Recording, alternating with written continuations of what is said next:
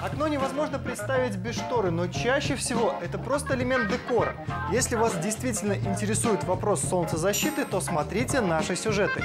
Доброе утро, меня зовут Дмитрий Военков. На этой неделе о рольшторах и плисе.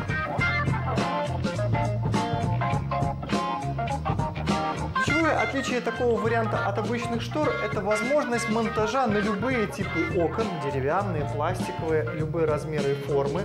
Также это простота монтажа, дополнительное пространство, которое мы выигрываем в зоне подоконника, и еще они не требуют какого-то особенного или дополнительного ухода. По типу ткани их можно разделить на прозрачные, полупрозрачные и blackout. Это когда мы полностью не пропускаем свет.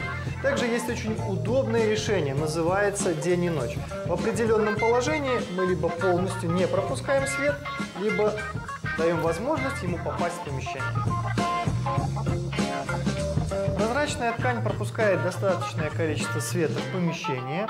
При этом в дневное время никто не будет видеть, что у вас происходит в интерьере, а в вечернее время, когда включен свет, все-таки люди с улицы смогут замечать, что происходит внутри.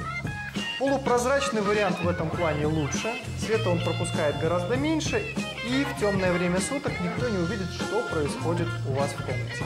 Ну и, конечно же, есть вариант, который называется blackout, он вообще не пропускает свет, а с вариантом металлизированного покрытия еще и отражает ультрафиолет.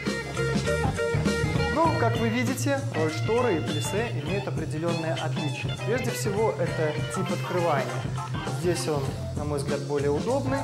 Здесь мы используем вот такой вот шнурочек. Хочу также обратить внимание, что наличие здесь вот этого ролика не всегда позволяет при маленьких откосах комфортно открывать окно. И еще один важный момент. Толщина плисе всегда меньше, чем у рольшторы, поэтому иногда его можно даже вставить в плоскость окна.